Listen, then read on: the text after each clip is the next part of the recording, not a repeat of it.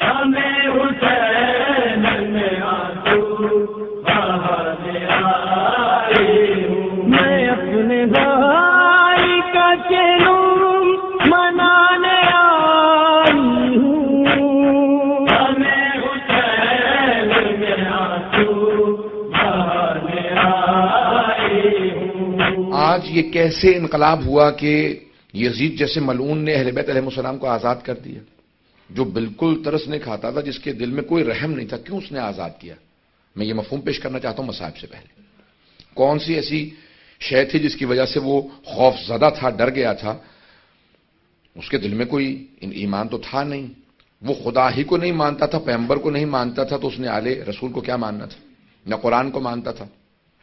ہے نا اشعار شیعہ سنی تمام مورخین نے لکھے ہیں کہ اس کے ہاتھ میں شراب کا جام تھا، قرآن کے ورقے رکھے ہوئے تھے، اس پہ رکھتا جاتا تھا شراب کو۔ جب وہ اہل بیت کو لایا گیا اور بار بار یہ اشعار پڑھتا تھا، لعبت ہاشم بالملک فلا وہی نزل ولا ملک جاء، یہ بنی ہاشم نے کھیل کھیلا، ایک کو نبی بنا دیا، کسی کو علی کہہ دیا، کسی کو حمزہ، اور یہ بنو امیہ کو نیچے دکھانے کے لیے کہہ دیا کہ خدا ہے، نہ خدا کو مانتا ہوں۔ یہ یزید کہہ رہا تھا شراب پی کے، نشے میں شراب کے، جب آل رسول لائے جا رہے تھے، کہا نہ میں خدا کو مانتا ہوں، نہ رسول کو، نہ قرآن کو، نہ وحی کو، کسی چیز کو نہیں مانتا، یہ سب کچھ معاذ اللہ استغفر اللہ بیت اللہ، یہ سب کچھ جھوٹ ہے، یہ بار بار کہہ رہا تھا۔ تو بعض لوگ بعض کا نادانی میں کہتے تھے وہ صرف اہل بیت کو نہیں مانتا تھا، باقی سب کچھ مانتا تھا۔ یزید کسی شے کو نہیں مانتا تھا، نہ خدا پہ اس کا ایمان تھا، نہ رسول پہ، نہ قرآن پہ، کسی شے پہ ایمان نہیں تھا، توہین کر رہا تھا۔ اس لیے زیدان گرامی علیہ السلام نے کہا کہ اس نے پوری کوشش کی کہ جتنے بھی آثار ہیں وہ ختم کر دیے جائیں۔ اب وہ میں خطبے میں پیش کر چکا ہوں جناب زینب کبریٰ کے متعلق، جو میں نے خطبہ پیش کیا تھا اس میں تفصیل سے نے پیش کیا کہ بی بی نے پورے دربار کا ماحول منقلب کر دیا تھا، اس لیے اس نے خطبے کی امام سجاد کو اجازت دی تھی، وہ اللہ اجازت نہیں دینا چاہتا تھا۔ امام خطبہ دیتے تھے، زنجیروں میں ہاتھ ڈال کے وہ بٹھا دیتے تھے، توق جو خاردار تھا گلے میں اس کو ہلاتے تھے، امام دوبارہ بٹھا دیے جاتے تھے کہ نہیں آپ خطبہ نہیں دے سکتے، کیونکہ یزید جانتا تھا اگر امام نے ایک خطبہ دیا تو پورا انقلاب برپا ہو جائے گا۔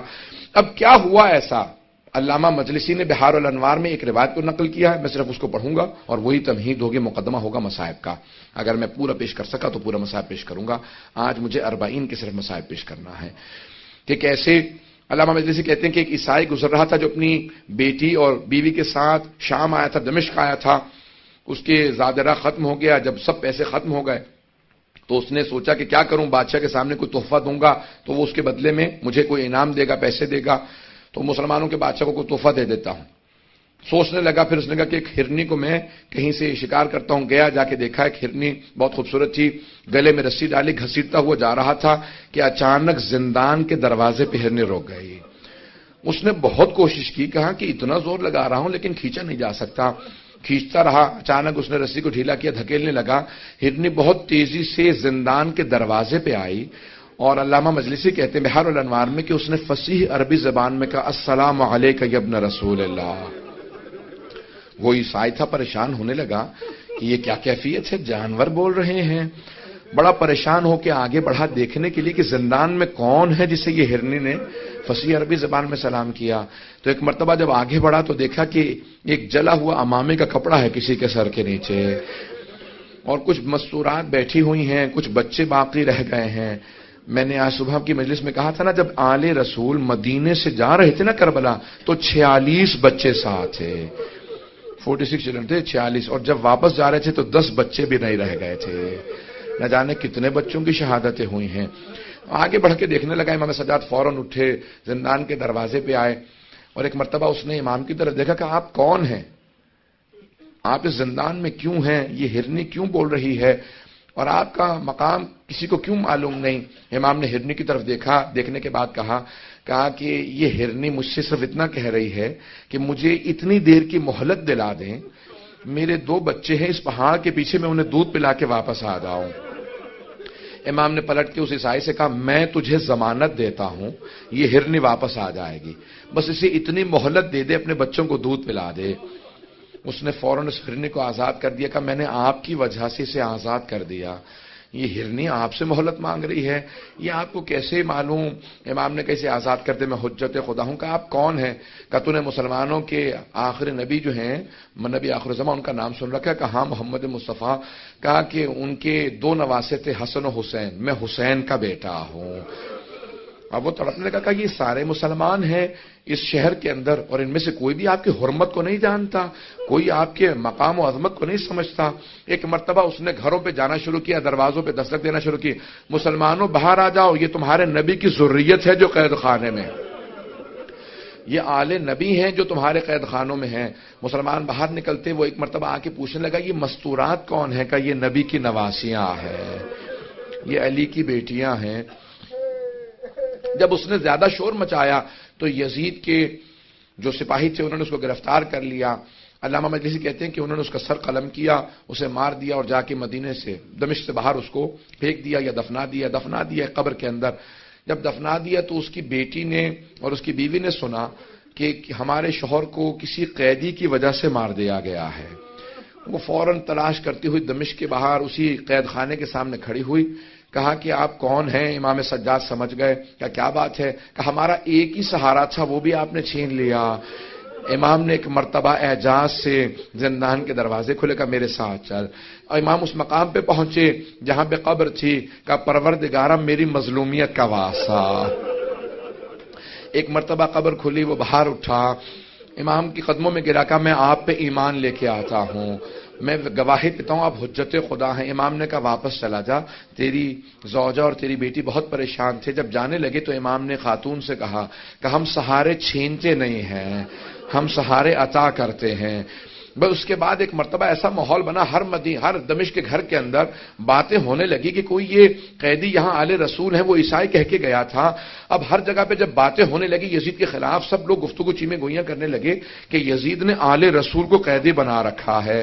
تو یزید نے کہا ان کو یہاں سے بھیج دو، واپس مدینے چلے جائیں، اب یہ میرے خلاف کچھ نہیں کر سکتے، یہ بیویاں ختم ہو چکی ہیں، ان کو قید کے اندر اتنی مسلسل سختیاں آئی ہیں کہ یہ میرے خلاف کچھ نہیں کر سکتے۔ ایک مرتبہ اس نے کہا کہ میں آپ کو آزاد کرنا چاہتا ہوں، میں آپ سے سوال کروں، اگر کسی دو گروہوں میں جنگ ہو، شرائط وہ رکھتا ہے جو جیتتا ہے، شرائط وہی رکھتا ہے جو جیتتا ہے۔ تو ایک مرتبہ یزید نے کہا میں آپ کو آزاد کرتا ہوں۔ امام سجاد نے کہا ہماری کچھ شرائط ہیں، شرائط پوری کر دے ہم واپس چلے جائیں گے۔ کہا کیا شرائط ہے؟ کہا پہلی شرط ہے شہداء کے سروں کو واپس کر دے، دوسری شرط یہ ہے کہ جو تبرکات لوٹے تھے تبرکات کو لوٹا دے، اور تیسری شرط یہ ہے کہ ہمیں یہاں پہ رونے کے لیے ایک مکان دے دے، ہم اب تک کھل کے رو نہیں سکے ہیں۔ بس بھئی آپ پہ اور مجھ پہ تو کوئی پابندی نہیں ہے، بیویوں کے گریے پہ بھی پابندی تھی۔ آج سنیں گے مصائب کو، بس بھئی بس ایک چراغ رہنے دیجئے گا، اب سنیں گے مصائب کو، یہ چراغ بجھا دیے گئے تاکہ کوئی رونے میں حیا نہ کرے، کوئی رونے میں شرم نہ کرے، لیکن پھر بھی کچھ دیر بعد یہ چراغ جلا دیے جائیں گے، ہمیشہ تاریکی نہیں رہے گی۔ ایک 3.5 برس کی بچی تھی، وہ ہمیشہ یہی سوال کرتی تھی اماں دوبارہ کبھی چراغ بھی جلیں گے، کبھی روشنیاں بھی ہوں گی؟ بس بھئی ایک مرتبہ مکان دیا کہ آپ یہاں پہ گریا کر سکتے ہیں، ساری بیویاں زمین پہ بیٹھی گریا کر رہی تھی، روتی جاتی تھی، کوئی مصائب پڑھنے والا نہیں تھا۔ ایک بی بی آواز دیتی تھی واہ حسین، ساری بیویاں رونے لگتی تھی۔ جب خاموش ہوتی دوسری بی بی کہتی واہ عباسا، پھر جب خاموش ہوتی کوئی بی بی کہتی واہ علی اکبرا، پھر کوئی کہتی واہ علی اصغرا، واہ قاسمہ، بس شہداء کے نام آتے تھے، مصائب ذہن میں آ جاتے تھے۔ کسی کا لاشا پامال ہوا ذہن میں آتا تھا، کسی کے چھوٹے سے لاشے کے گلے میں تیر لگنے کے مصائب ذہن میں آتے تھے۔ میں اب تفصیل میں نہیں جاؤں گا، تیزی سے آگے بڑھ رہا ہوں عزیزان گرامی۔ بس بھی ایک مرتبہ شہداء کے سروں سے متعلق کہا تھا نا امام سجاد نے، پہلے تبرکات واپس آ رہے تھے، پہلے تبرکات۔ ایک چادر تطہیر آئی، جناب زینب آگے بڑھی، کہا لاؤ میری ماں کی چادر مجھے واپس کر دو۔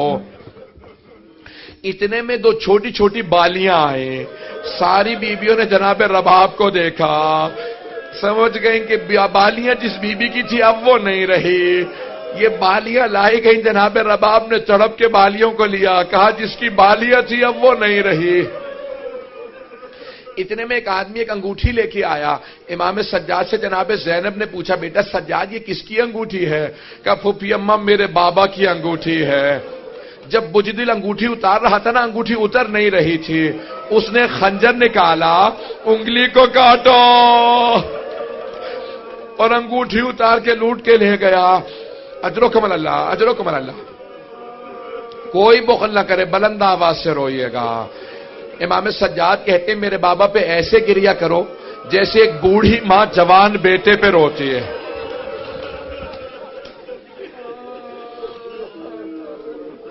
بس بھئی تبرکات کے میں نے سارا چھوڑ دیا مضمون، بہت تیزی سے آگے بڑھ رہا ہوں. تبرکات آ چکے. اب ایک مرتبہ شہداء کے سر واپس آنے لگے. پہلا جو سر آیا بڑا ننھا سا سر تھا.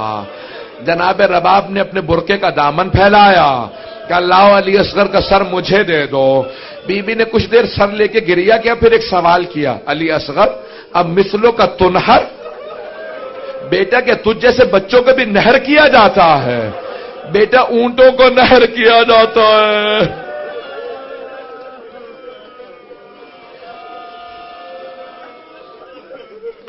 اتنے میں ایک سر آیا جو بہت خوبصورت سر تھا. جناب لیلا نے کہا لاؤ علی اکبر کا سر مجھے دے دو. بی بی نے کہا علی اکبر تیرے بغیر جینا ماں کا بڑا مشکل ہے. اتنے میں ایک سر آیا. جناب ام فروا آگے بڑھی، سر کو لینے کے بعد کہا قاسم جب آپ خیمے سے گئے تھے آپ کے چہرے پہ گھوڑوں کی ٹاپوں کے نشان نہیں تھے. بس بھائی سر آتے رہے.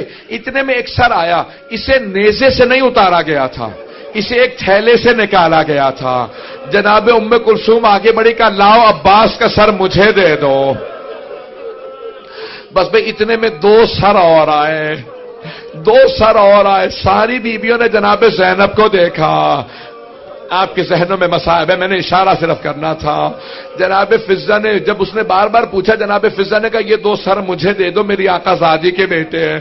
کہا بی بی بیٹوں سے ودا تو کر لیجئے. کہا فضہ میں علی کی بیٹی ہوں، صدقہ دے کے واپس نہیں لیتی.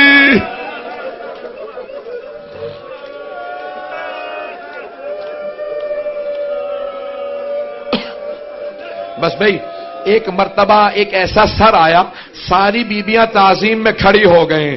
جناب زینب آگے بڑھی کہ لاؤ میرے ماں جائے حسین کا سر، مجھے میرے بھائی کا سر دے دو. ساری بیبیوں نے حلقہ باندھا، بلند آواز سے گریا کرنے لگی، ماتم کرتی جاتی تھی بیبیاں. بس بھئی ایک مرتبہ 3 دن تک بیویاں روتی رہیں، گریا کرتی رہیں. امام سجاد نے اعلان کیا کہ پھوپھی اماں سب بیویوں سے کہتے ہیں کل صبح ہم مدینے واپس چلے جائیں گے. صبح نمودار ہوئی. میں نے 2 جگہ یہ مصائب پیش کیا، صرف یہ ایک جملہ پیش کر رہا ہوں وہاں اپنے مصائب سے.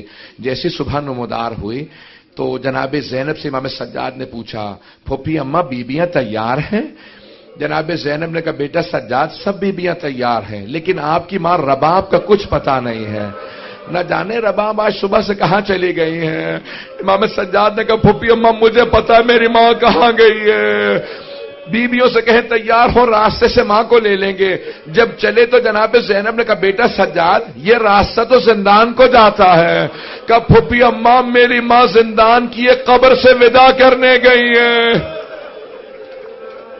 جیسے ایک ماں بچے سے لپٹ کے روتی ہے نا، جناب رباب قبر سے لپٹی ہوئی تھی. بار بار کہتی تھی سکینہ تمہیں سب سے زیادہ شوق تھا مدینے جانے کا، بیٹی اٹھو ہم مدینے جا رہے ہیں. امام سجاد آگے بڑھے، ماں کا بازو تھاما. جناب زینب نے بازو پکڑا کر رباب جو چلے جاتے ہیں ان کے ساتھ دنیا سے نہیں چلے جاتے، رباب صبر کرو. بس بھئی اٹھی بیبیاں چلیں. ایک مرتبہ جیسے دمشق سے قافلہ باہر آیا نا تو جناب زینب نے آواز دی بیٹا سجاد ذرا قافلے کو رکوا دیجئے. قافلہ رک گیا. بی بی نے ساری بیبیوں سے کہا جناب زینب نے بیبیوں ذرا دوبارہ دمشق کا رخ کرنا. سب بیبیوں نے دمشق کا رخ کیا. جناب زینب نے ہاتھوں کو اٹھا کے کہا کہ بیبیوں گواہ رہنا، سکینہ میں چھوڑ کے جا رہی ہوں، بیٹی میں وعدہ کرتی ہوں میں واپس آؤں گی. بس بھئی سب بیبیاں تڑپنے لگی، رونے لگی. امام سجاد نے قافلے کے قافلے کو دوبارہ چلا کر قافلے کو چلا دو. ایک ایسا مقام آیا کہ جہاں پہ جو قافلے کے ساتھ چل رہا تھا اس نے آواز دی کہ سید سجاد ہم ایک ایسے مقام پہ ہیں یہاں سے راستہ مدینے بھی جاتا ہے کربلا بھی جاتا ہے. بس کربلا کا نام سننا تھا.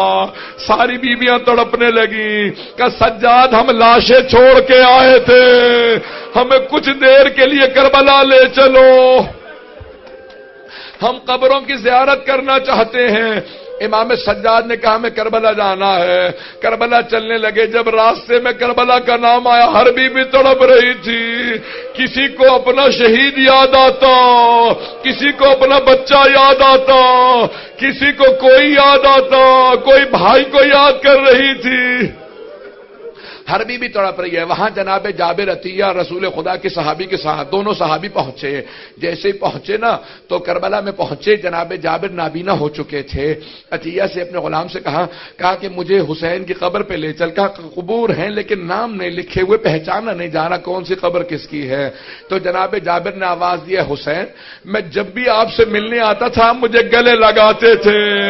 کہ حسین میں مدینے سے آیا ہوں, کچھ دیر کے لیے مجھے گلے لگا لیجئے.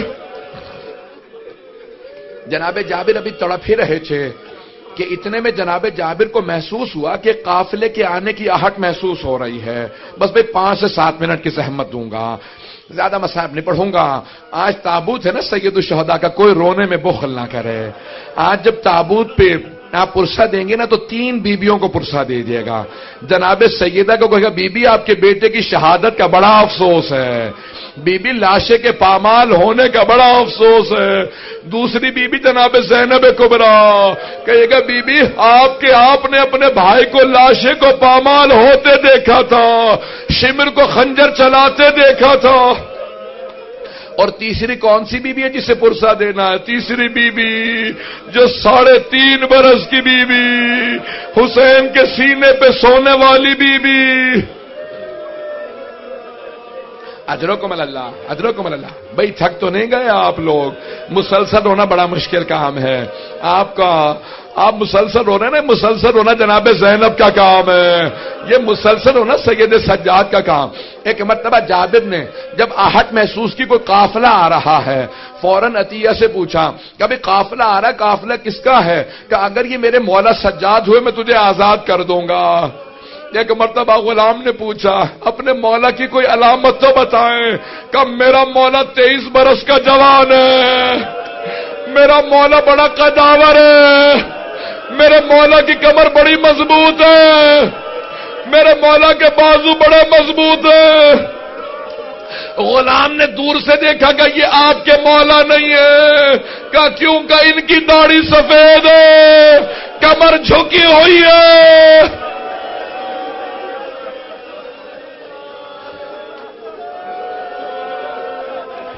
اجرکم اللہ. بس بھئی وہاں سے امام سجاد پھپھیوں کے ساتھ چلتے ہوئے آ رہے ہیں.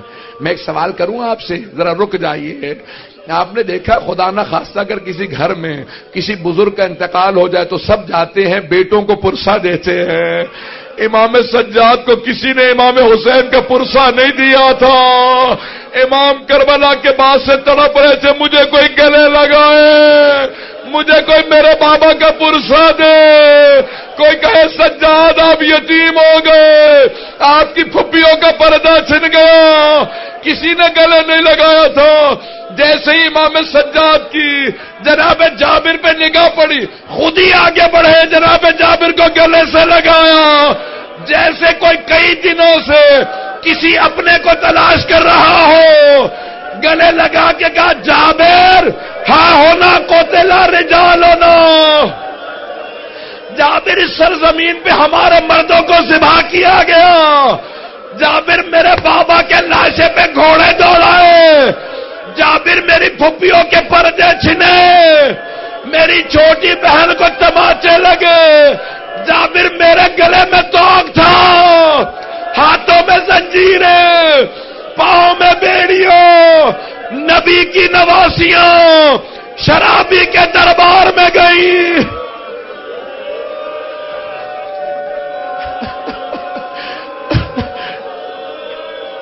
جناب جابر تڑپنے لگے, رونے لگے بلند آواز سے. جب بہت روئے تو جناب امام سجاد نے کہا جابر میں آپ سے کہوں گا کچھ دیر کے لیے دور چلے جائیے. جناب جابر نے کہا مولا میں تو نابینا ہوں, کچھ دیکھ نہیں پاتا, میں کچھ نہیں دیکھ سکتا, اپنی پھپھیوں کو بلا لے. مولا نے کہا جابر آپ دیکھ نہیں سکتے, سن تو سکتے, ابھی میری پھپھیاں بیان کریں گی, کوئی کسی قبر پہ گرے گی, کوئی کسی قبر پہ. جابر ذرا دور چلے جاؤ, میری پھپھیاں بیان کریں گی.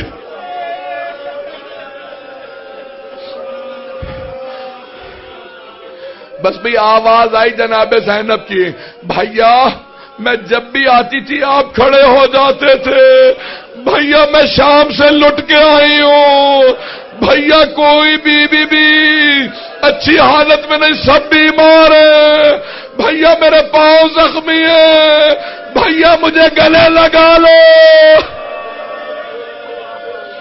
اجرکم اللہ. بس بھائی امام سجاد نے پھپھی کا بازو تھاما.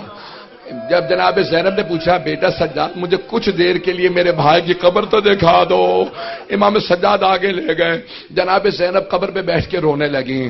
ساری بیویاں امام حسین کی قبر پہ گر گئے, روزے سے لپٹ کے سب رو رہی تھی. امام سجاد نے دیکھا اگر ایسے بیویاں روتی رہی نا تو روتے روتے کوئی بیوی مر جائے گی. امام سجاد بڑھے, پھپھی کا بازو تھاما, کا پھپھی اماں بس کیجئے, سب بیویاں کھڑی ہو جائیں. بس امام کا حکم تھا, سب رک گئی. جیسے جناب زینب کھڑی ہوئی, بی نے فوراً پوچھا بیٹا سجاد یہ میرے بھائی کے ساتھ والی قبر کس کی ہے؟ مولا سجاد نے کہا یہ میرے بھیا علی اکبر کی قبر ہے. ساری بیویاں دوبارہ جناب علی اکبر کی قبر پہ گر گئیں, تڑپ کے رونے لگی. پھر امام سجاد نے اٹھایا. پھر جناب زینب نے پوچھا یہ والا گنج شہداء میں یہ قبر کس کی؟ کہا یہ قاسم کی. پھر کہا یہ اون و محمد. سب کی قبریں بتاتے رہے. ایک مرتبہ جناب زینب نے تڑپ کے پوچھا بیٹا سجاد آپ نے ساری قبریں بتا دی لیکن میرے بھیا عباس کی قبر نہیں بتائے. امام سجاد نے کہا پھپھی اماں میرے چچا کا روضہ فرات کے کنارے ہے, میرے ساتھ چلے میں آپ کو چچا کی قبر پہ لے جاؤں. جیسے ہی بیویاں چلی جناب زینب نے بیویوں کا راستہ روک لیا. کہا بیویوں میرے بھیا عباس کو سب کچھ بتا دینا, بتا دینا ہمیں شرابی کے دربار لے گئے تھے, بتا دینا ہمیں تازیانے مارے گئے تھے, لیکن مت بتانا بیویوں میرے بھیا عباس کو مت بتانا, مت بتانا سکینہ شام میں رہ گئے, میرے بھائی کی غیرت برداشت نہیں کرے گی.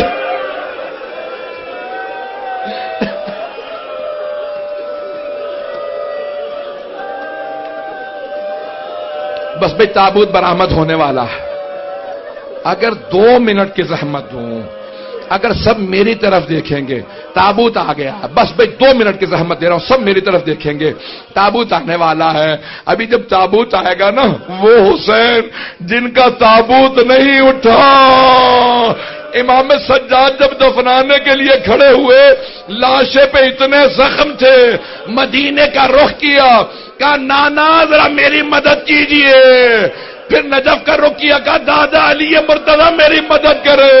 جنت البقیع کا رخ کیا ہے, چچا حسن مجتبی مدد کیجئے.